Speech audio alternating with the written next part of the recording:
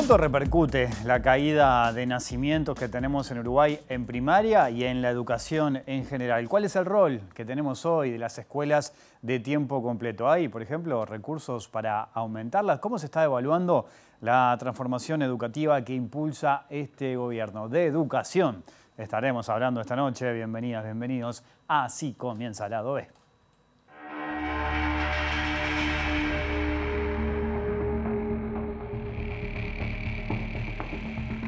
No estoy trabajando para ser candidato, estoy trabajando por la educación. Y la educación no puede estar sujeta a las discusiones de tiempo electorales, menos a los influjos de un precandidato que ya no está en el CODICEN, pero sigue tratando de dirigir el CODICEN desde afuera. La rica tradición uruguaya de siempre apostar a la educación pública como locomotora del progreso, al decir de José Pedro Varela. Las escuelas de tiempo completo han sido una buena decisión y expandirla sería una salida o por lo menos un avance.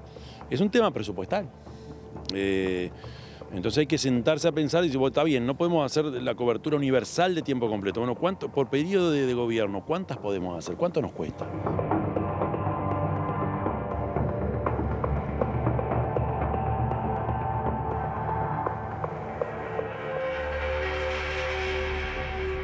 Bueno, y vaya si será importante hablar de educación, y en primera instancia tengo dos invitados aquí en el panel de Lado B. En primera instancia saludo al maestro Héctor Florit, ex integrante del Consejo de Educación Inicial y Primaria de CODICEN de la ANEP. ¿Cómo estás, Héctor? Bienvenido. Muy bien, gracias por la invitación. Bueno, y el diputado del Frente Amplio, Agustín Mazzini, ¿cómo andás, Agustín? Muy bien, muy bien, por suerte. Gracias por acompañarnos. También le cuento a la gente que ustedes saben, nosotros escuchamos y conversamos con todas las voces.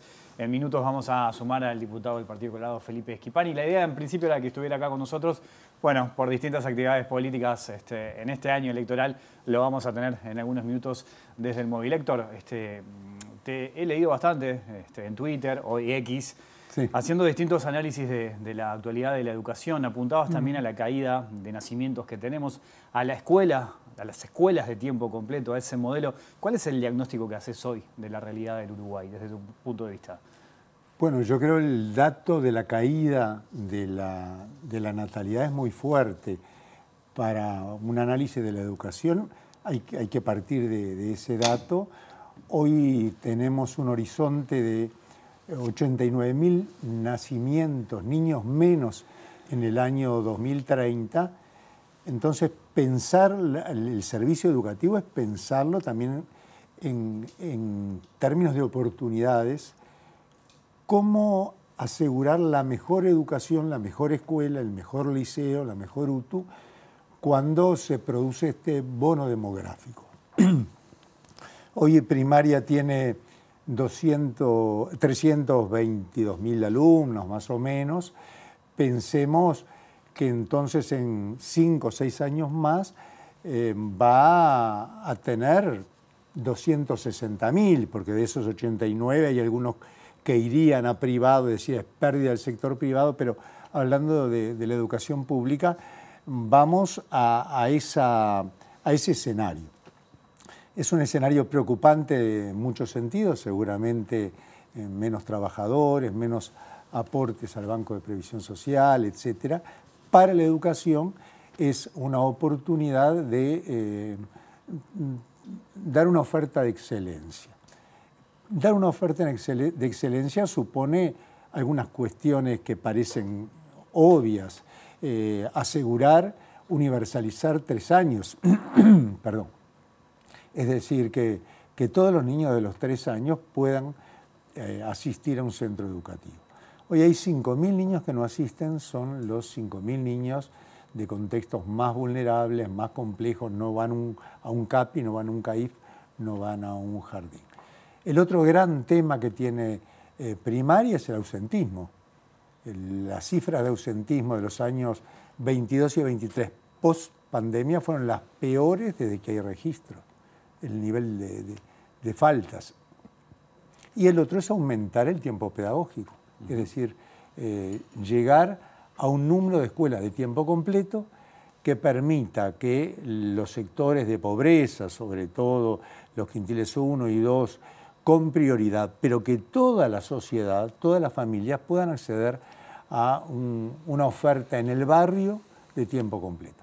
Una meta razonable sería llegar al 50% de esos 260.000 niños, es decir, incorporar a tiempo completo 50.000 niños más, que permitiría llegar a 130.000. Hoy hay más o menos 80.000 niños en la modalidad de tiempo completo. ¿Cómo lo podríamos plantear para avanzar en cosas concretas? Bueno, frente a la caída de la matrícula vamos a tener menos grupos. En los hechos, hace pocos días atrás, Primaria señaló que había en el año 24 9.400 niños menos. Si uno lo piensa en términos de grupo, eso equivale más o menos a 250 grupos menos, ¿verdad?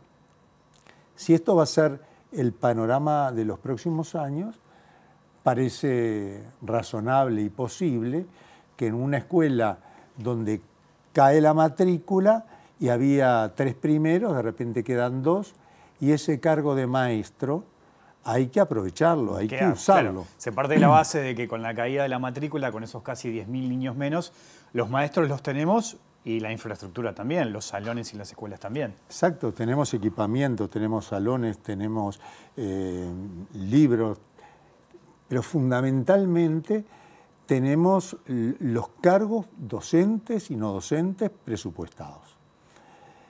No puede ser que no se llenen esos cargos.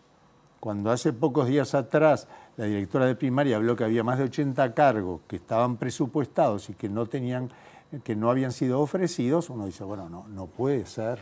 No puede ser que habiendo maestros formados, con disposición para trabajar, con necesidad de trabajar, que el cargo ya está financiado y que haya necesidades en la sociedad de más cobertura de 3 años, de más tiempo completo, de más maestros comunitarios, etcétera, estemos ahorrando a costa de no atender esas necesidades. Ahora me gustaría profundizar, Héctor, en algunas cosas que manejaste que es interesante. Mirada política, Agustín, ¿qué diagnóstico se hace? Sos un legislador que viene trabajando temas de educación también desde hace un tiempo. ¿Dónde pones el foco? Sí, bueno, un poco estamos en sintonía con el maestro Florit. Sí, hace un tiempo estábamos trabajando en la Comisión de Educación y Cultura y además yo soy profesor de secundaria, así que estamos vinculados desde toda la vida con la educación.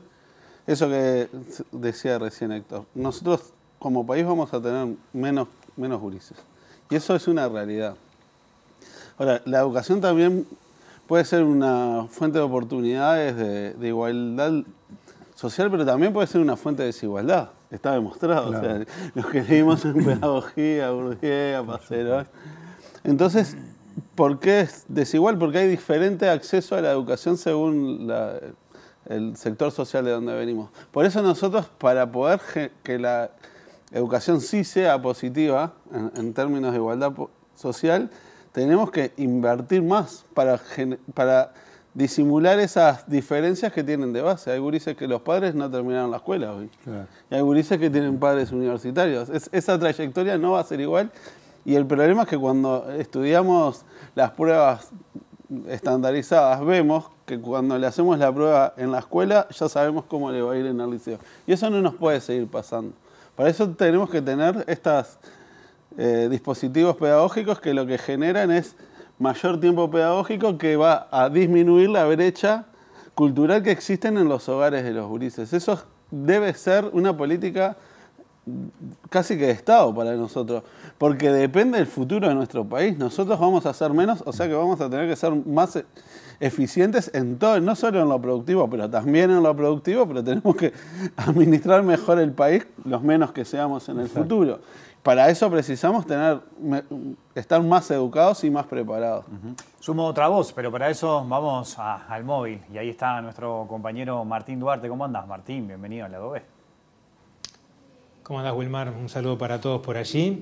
Y vinimos, en este caso, a visitar, le agradecemos estos minutos al diputado Felipe Schipani, que es el coordinador también de campaña del precandidato Robert Silva del Partido Colorado, hablando también un poco de lo que ha sido la bandera, el buque insignia de Robert Silva, vinculado y al frente justamente de la ENEP, como es la transformación educativa y los cambios que quedan por profundizar en materia materia de educación. Schipani también ha sido bastante activo a nivel de redes y a nivel de propuestas en materia de educación, así que bueno, un gusto que nos recibas por acá. ¿Y qué balance el día de hoy de lo que ha dejado la transformación educativa? Que la educación ha entrado de alguna forma transversalmente en los discursos políticos en esta previa de las elecciones de junio. Ya algunos candidatos han pronunciado algunas propuestas y dónde debería estar puesto el foco de futuras transformaciones en torno a la educación. Bien, un placer estar conversando con ustedes. Yo creo que este gobierno ha cumplido en primer lugar con un compromiso asumido con la ciudadanía, ¿no? Uno de los puntos del compromiso por el país era justamente iniciar un proceso de transformación en la educación, proceso que se había postergado durante muchos años. Recordemos que durante los 15 años de gobierno del Frente Amplio hubo intentos de hacer cambios en educación y que lamentablemente se frustraron. Mujica llegó al gobierno diciendo que su prioridad era la educación y después reconoció que le torcieron el brazo los sindicatos. Lo propio Tabaré Vázquez planteó el cambio del ADN en la educación en su segundo gobierno y a los 6 meses Filgueira y Mir, que eran quienes iban a desarrollar ese cambio, tuvieron que renunciar. Por tanto, hubo lamentablemente procesos de transformación que nunca se concretaron. Y creo que este gobierno asumió el compromiso de cambiar la educación y lo empezó a hacer, pese a la pandemia, ¿no? Pues recordemos que Robert Silva asume en plena pandemia, ¿no? El 17 de marzo del año 20, con las clases discontinuadas, con las aulas cerradas. Y pese a administrar esa situación durante 2 años, se inició un proceso de cambio en la educación que tiene 3 ejes fundamentales. El primero de ellos, el cambio de los currículos, lo que se llama la transformación curricular, el cambio en lo que es el paradigma de cómo se enseña, ¿no? Ya no una educación memorística, una educación contenidista, sino una educación por competencias, como ocurre en los países que lideran lo que son las tablas de la OCDE. Y esos cambios ya se empezaron a ver en el aula. El año pasado parte de los cursos tanto de primaria como de secundaria empezaron a implementar la transformación educativa. Este año lo hicieron los bachilleratos. O sea que el cambio curricular, la modalidad de enseñanza ya está en marcha y es uno de los pilares de la transformación educativa, porque nuestros jóvenes tienen no solo que saber, ¿no?, los contenidos que son muy importantes, sino que saber hacer, saber aplicar en el mundo real esos conocimientos que se imparten en el aula. Y eso básicamente es el sustento de la educación por competencias, que hoy prácticamente no tiene ningún debate. Hoy en todos los foros educativos se comparte que ese debe ser el modelo de enseñanza. El otro gran cambio es el de buscar mecanismos justamente para procurar evitar las desigualdades que se generan fundamentalmente entre los quintiles de menos ingresos. Y allí apareció la propuesta de los liceos de tiempo completo, los centros María Spínola, que los planteamos en la anterior campaña electoral justamente para darle contención a esos muchachos de zonas de contexto crítico que si no están en el liceo, quizás están en la esquina, están en la vagancia, están en el ocio, están en las drogas. Y se han podido implementar actualmente alrededor de 45 centros María Spínola y vamos a terminar este periodo de gobierno con 60 centros María Spínola, liceos y UTUS de tiempo completo en las zonas más críticas del país. Y la tercera gran pata de la transformación educativa tiene que ver con la profesionalización docente. El título universitario, que fue reconocido afortunadamente por el Ministerio de Educación y Cultura, miles de maestros y profesores se presentaron el año pasado para poder llegar a ese título universitario, y los concursos que se han hecho en todos los niveles de la enseñanza, que han sido históricos también, y otro condimento muy especial que es justamente jerarquizar el rol de los docentes, haciendo concursos de directores, dándoles a los directores de los centros educativos una premiación especial, un estímulo económico. En fin, esas son las 3 patas de un proceso de transformación que ya tiene algunos resultados que se pueden ver. Por primera vez en la historia, Uruguay ha alcanzado el egreso de educación secundaria que afortunadamente hoy tenemos. En el 19 estamos en el orden del 41% de jóvenes que terminaron el liceo, hoy ya son 51%. Y eso creo que es un paso adelante, Obviamente quedan muchas cosas por hacer, por eso nosotros desde la candidatura de Robert Silva estamos planteando una segunda etapa de la transformación educativa. Ahí se apunta un poco al tema de los CAIF. Justamente esa es una de las propuestas que hace pocos días presentamos, la de también hacer el tiempo completo en los CAIF, atender a la primera infancia como medida fundamentalmente para contener y combatir la pobreza.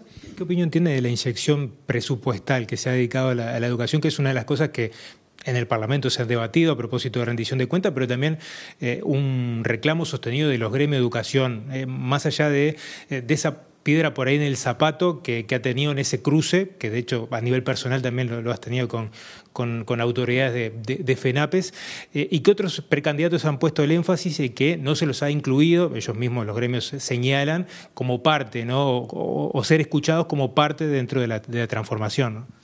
A ver, el tema que de los sindicatos de la enseñanza no quieren que cambie nada en educación, ¿no? No lo quieren en este gobierno y no lo han querido en los gobiernos del Frente Amplio. Esa es la verdad. O sea, lo dijo de modo poco académico en algún momento el expresidente Mujica. Si hay un sector conservador en este país son los sindicatos de la enseñanza.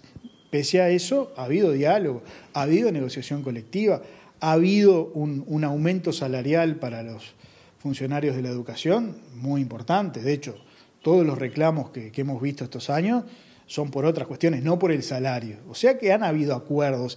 Esa idea de que no ha habido negociación, de que no ha habido diálogo, es falso. Y me parece que lo que tenemos que destacar fundamentalmente es que se han podido llevar adelante transformaciones largamente postergadas y que hoy la educación está en transformación, está en movimiento y que naturalmente los recursos, como decía Germán Rama, siempre son limitados y de hecho la ANEP en cada rendición de cuentas, y a nosotros nos tocó discutir mucho, pedía mucho más de lo que se le dio. Pero el país también, enfrentó dificultades, tuvimos una pandemia, tuvimos un año en donde se desplomó la economía, eso también dificultó las cosas, sin perjuicio de lo cual, en la medida que crezca la economía como está previsto, estoy convencido que hay que invertir más en educación. Ahora, lo del recorte es falso, eso yo lo discutimos con números, y no tengas duda, y esto también son los números, de que este gobierno, estos 5 años de gobierno, del año 20 al año 25, va a invertir más en educación de lo que invirtió el gobierno anterior del Frente Amplio. Por tanto, no se puede sostener que ha habido un recorte. Quizás hubiera sido deseable mucho más inversión, no hay duda, pero recorte no ha habido y creo que el compromiso para los próximos 5 años, en la medida que crezca la economía, es seguir volcando recursos a educación porque es la base de todo, ¿no? Si queremos mejorar la seguridad, si queremos mejorar la pobreza, si queremos ser un país desarrollado, tenemos que invertir en educación. Diputado, muchas gracias por estos minutos, es muy amable. Compañeros, sigan ustedes por allí el debate. Muy bien, gracias Martín. Le agradecemos también al diputado Felipe Schipani y del diputado Schipani al diputado Massini. ¿Qué mirada tienen desde la oposición de la transformación educativa, por ejemplo? Bueno, nosotros tenemos una visión bastante crítica, principalmente por la manera que este gobierno la trató de imponer. Y digo imponer porque creo que fue el mecanismo que utilizaron. Con un discurso antidocente, antisindical, pero también antidocente, que hicieron construir la imagen de que los docentes del Uruguay quieren seguir dando las clases como se daban en el siglo XX. Y eso no es verdad. Yo te contaba hoy, soy profesor de física y fui a los últimos congresos de profesores de física, el último fue en Maldonado. Y hay una cantidad de profesores que quieren transformar la educación y quieren ponerse a pensar críticamente las prácticas docentes. Y también pasan las ATD, pero también pasan todos los liceos y en las escuelas seguro también, porque conozco una cantidad de maestros y maestras. El problema es que no están los espacios y tampoco tienen el tiempo y los recursos para hacer una transformación desde la práctica. Porque esto es una transformación desde los manuales que, por ejemplo, este año se impone una parte de la transformación educativa. Estuvo en debate que la elección que el Frente Amplio había logrado tener en diciembre del año anterior, la elección de horas, este año se hizo en febrero. Ahora están haciendo un llamado para estudiantes de formación docente para trabajar, empezar a trabajar al 1 de marzo. esos docentes que hoy van a tomar un grupo van a tener que ser los que implementan la transformación educativa. No sé qué tiempo humano van a tener para poder cambiar el paradigma, como ellos lo exigen, y ponerse a trabajar en una manera nueva. Y el otro problema que tienen, y que para mí es un poco complejo, y es la politización de la didáctica y la pedagogía. La pedagogía es política educativa, y es política. Ahora, la partidización de una tecnología didáctica, como se ha hecho con el tema de las competencias, me parece que va a dejar secuelas graves en el futuro, porque se generó un discurso de imposición, pero también de resistencia, que va a ser bastante complejo de desarticular en el futuro, frente a las transformaciones que no somos obtusos. Entendemos que tiene que tener un sistema educativo uruguayo, porque ya la sociedad para la que estamos preparando a los gurises es bastante diferente que la nuestra. Eso para nosotros es la mayor, pero además tiene problemas de implementación por el apuro, por la intención refundacional que tienen, que parece que el secundaria y primaria empezaron cuando ellos llegaron y se olvidaron de toda la parte anterior. Muchas de las cosas que son hechas por sus propios gobiernos, más allá del desarrollo que, como decía Héctor, tuvo en el Frente Amplio las escuelas de tiempo completo, que duplicaron el ritmo y ahora se volvió al ritmo anterior de los 15 años de gobierno frente amplista. Entonces, todo ese discurso de vamos adelante, vamos arriba, el debate presupuestal, yo ya estoy cansado de darlo, porque lo reconoció Robert Silva en la televisión: si le pagás menos a los docentes, hay menos plata en educación. Y hay millones de litros de tintas gastados en explicar por qué el salario docente tiene un vínculo con la educación educativa, y por eso nosotros, en nuestro gobierno, duplicamos el salario docente, duplicamos en términos reales el salario docente, cuadriplicamos el gasto público en educación en términos reales, lo duplicamos en términos de un PBI que creció. ¿Por qué? Porque entendemos que se necesita. Ahora, lo que pasó ahora es que se mantuvo el gasto y en un momento se redujo por esta baja salarial. Ahora, si vos comparás un gasto en crecimiento y lo sumás, y comparás un gasto estancado y lo sumás, te va a dar más grande el estancado. Pero lo que pasó fue que se paró el crecimiento en inversión en la educativa, y creo que todos estamos de acuerdo que falta seguir creciendo. Héctor, ahí el diputado Schipani hablaba de los CAIF, hablaba del tiempo completo también, hablaba de la primera infancia. La primera infancia es un tema que preocupa al Uruguay, y lo puedo conectar con la caída de los nacimientos, con el tema de la educación. ¿Qué lectura haces de esa situación? Bueno, yo creo que está dentro de este marco de grandes consignas, muchas vacías y contradictorias, que el diputado nos plantea, ¿verdad? Es una cuestión genérica. Es decir, que va a haber CAIF de tiempo completo, está bien. Digamos que ya hay muchos que tienen un régimen de 8 horas, ¿verdad? Recordemos que lo primero que tenemos que hacer es cumplir con el compromiso de trasladar los niños de 3 años de los CAIF a primaria y dejar los cupos para avanzar en la cobertura en 0, 1 y 2. Eso supone aprovechar los 51 jardines que la administración anterior dejó prontos y que hay capacidad ociosa. Eso no se cumplió, hablando de las cuestiones de los anuncios vacíos. En el año 2019 estábamos en 16.000 alumnos de 3 años, ahora hay menos alumnos y no más alumnos de 3 años en primaria. Tenemos los 5.000 niños que ya hice referencia, que no están ni en los CAIF ni en primaria. Ese es un objetivo concreto que sí hay que cumplir. Me preocupa el optimismo del diputado respecto a las metas cumplidas. Porque yo escuché a Talvi decir que iba a haber 136 o 139 liceos de tiempo completo, y el orgullo de haber llegado a 40 y algo y de poder alcanzar 60, olvida decir que es menos de la mitad de lo que se prometió. Y tampoco menciona el diputado de que muchos de estos liceos eran los CEA, es decir, ya eran instituciones de tiempo completo, que se le cambió el cartel que estaba en el frente. La transformación curricular, ¿qué significa esto? Significa que hay que planificar distinto, llenar papeles distintos, leer documentos curriculares distintos, o lo importante es lo que pasa dentro de las clases, dentro de las aulas. Y yo le pregunto a los papás, ¿cambió mucho la escuela a la que iba su hijo hace 2 años de la que va ahora? ¿Qué fue lo que cambió? Cambió para el maestro, que ahora tiene que llenar planillas y planillas, o para el profesor. Pero, y yo pongo un ejemplo para el que no tiene hijos en la escuela.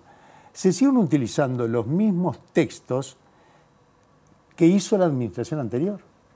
Es decir, mucho cambio no puede haber si sigue utilizando las mismas 6 balitas, con los mismos programas, con las mismas aplicaciones y los mismos textos de matemática y de lengua. Los cuadernos para hacer matemática y los cuadernos de lectura y escritura.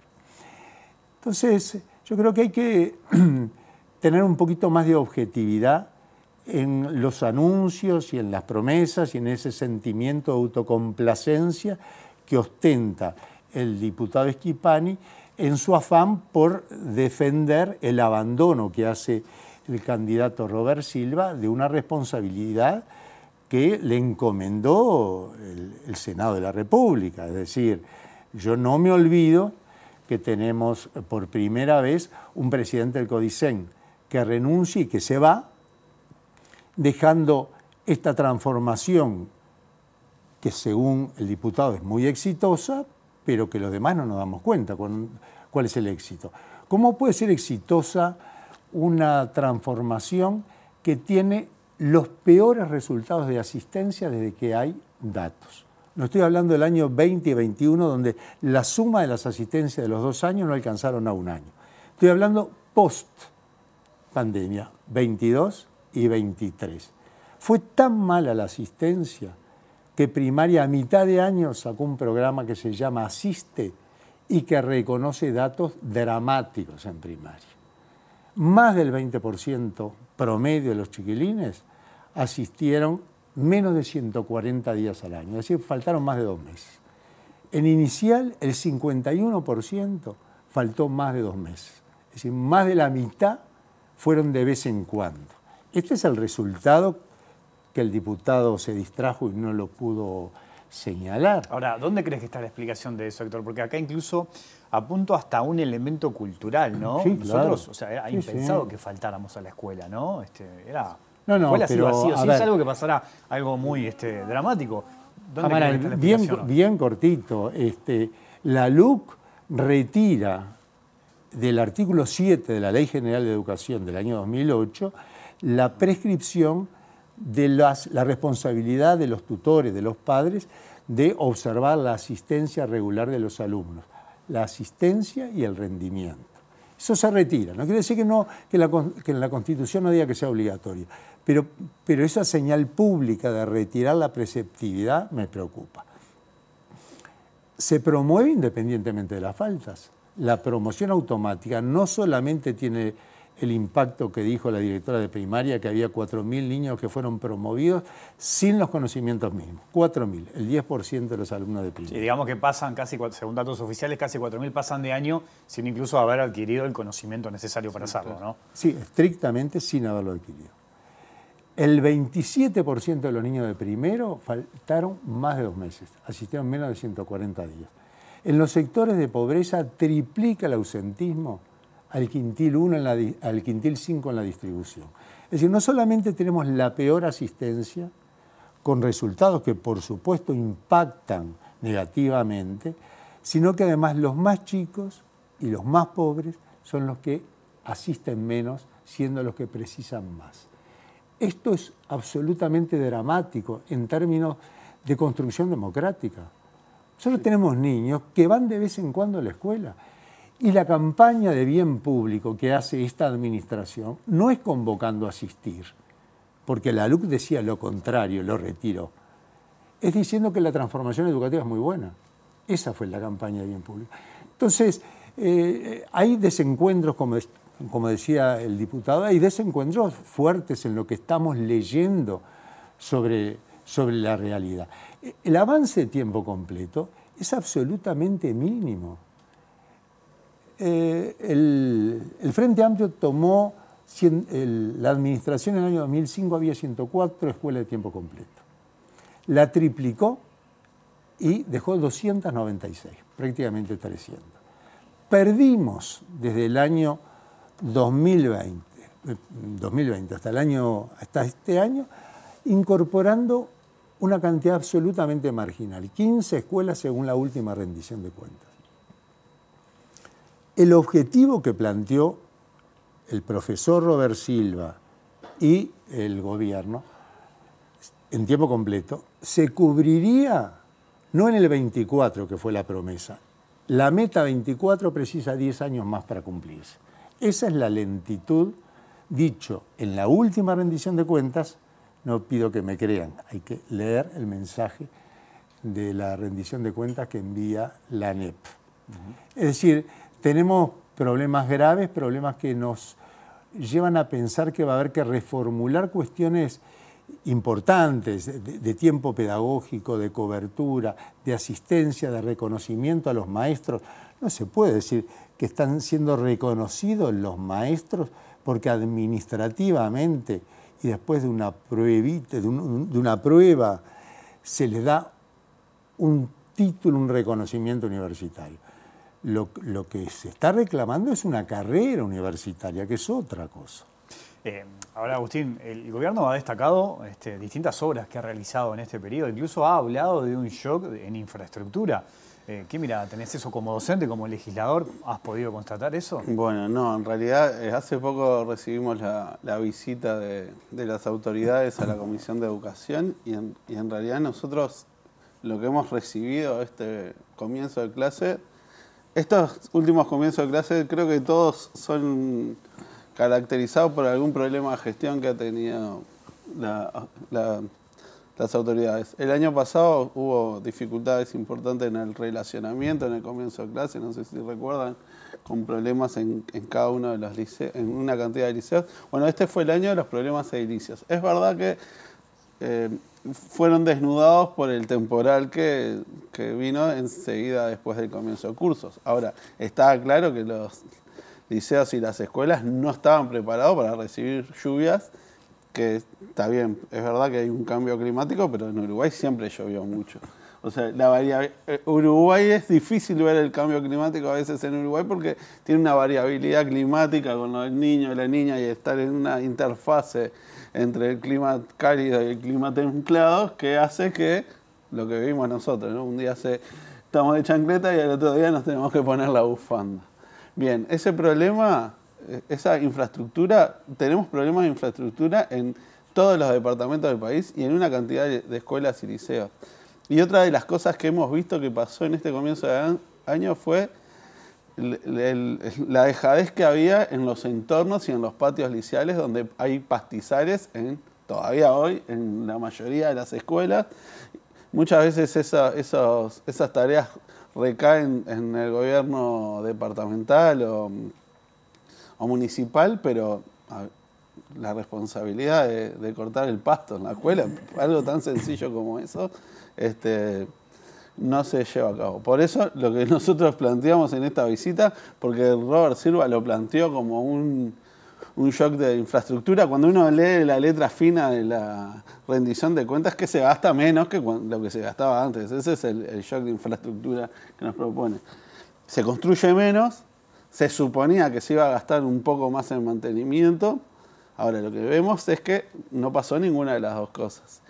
Y lo otro que creo que no hay que caer en la trampa del bonus demográfico y soslayar que tenemos algunos sectores de la educación obligatoria que no tienen cobertura universal, en los dos extremos. Sí.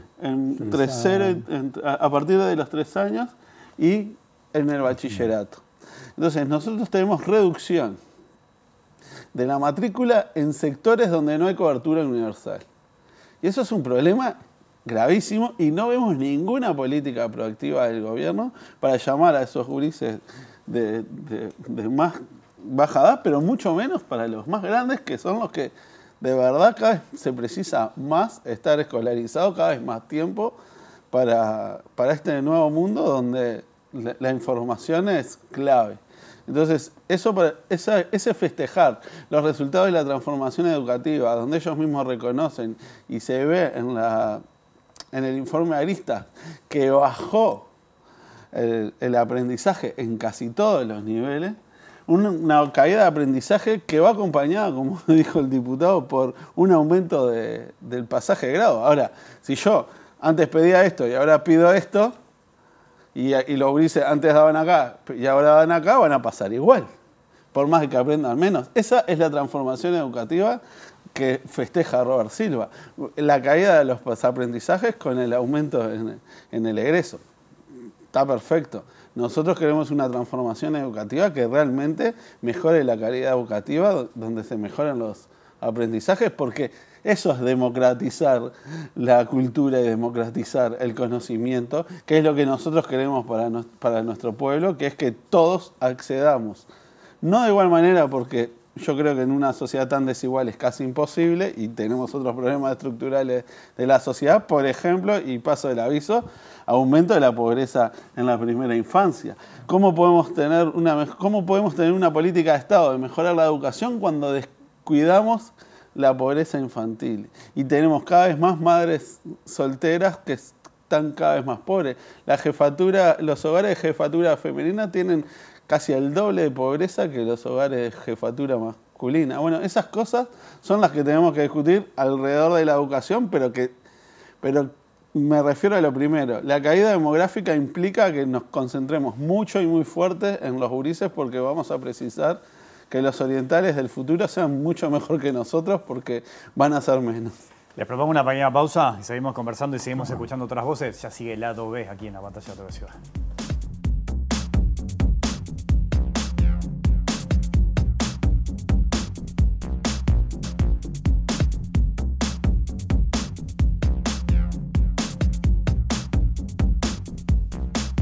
Seguimos en vivo aquí en Lado B, en la pantalla de TV Ciudad, hablando de educación con el diputado Agustín Mazzini, con el maestro, además también Héctor Florit.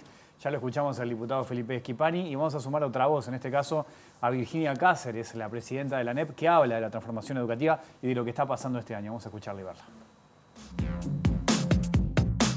El año lectivo ya comenzó, ¿por qué no hay docentes? El año lectivo ya comenzó, no es que no haya docentes, como explicábamos en la conferencia, nosotros tenemos un histórico, cuando uno mira en la gráfica que mostramos, estamos en el mismo porcentaje que histórico, digamos, del 96, más del 96% de las horas dadas. Son horas que ya tienen dueño, un primer dueño, pero que luego, por razones de carácter personal, son volcadas nuevamente. Tenemos un muy buen sistema educativo, la transformación educativa viene a mejorar lo que teníamos pendiente de muchas tareas que venían rezagadas, pero el manejo de la pandemia nos hizo colocarnos en un muy buen lugar. En la región estamos después de Chile en algunas cosas y con Chile en otras.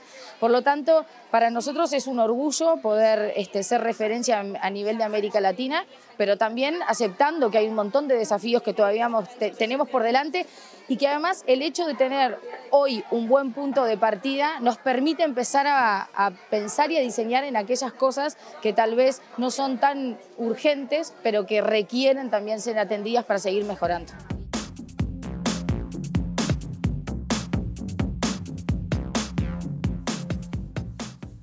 Bueno, ahí veíamos y escuchábamos a Virginia Cáceres. Agustín, Héctor, yo vengo escuchando desde hace mucho tiempo, ¿no?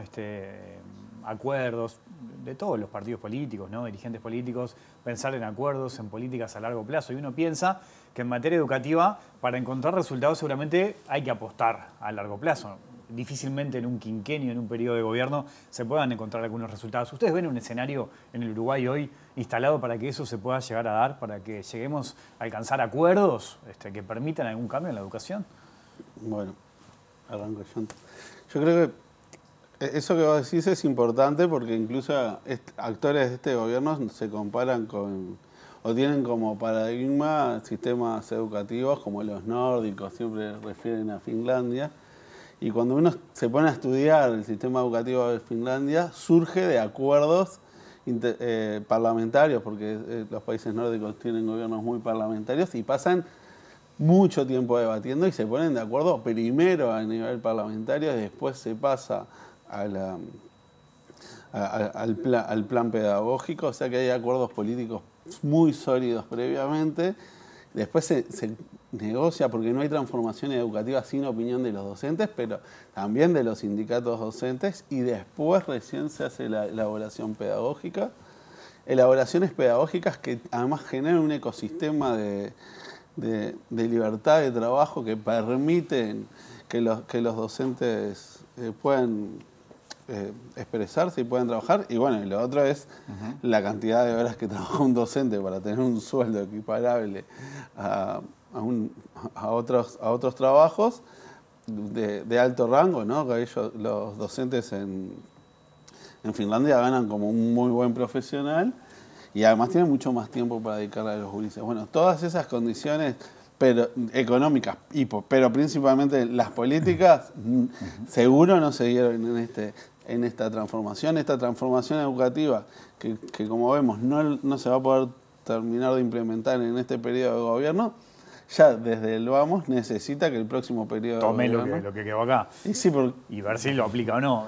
Me queda un minuto, Héctor. Perdón, a ver. No, bien cortito. Yo creo que hay algunos temas en que es fácil llegar a acuerdo. Ajá. Hay que evitar conductas disruptivas como fue la LUC.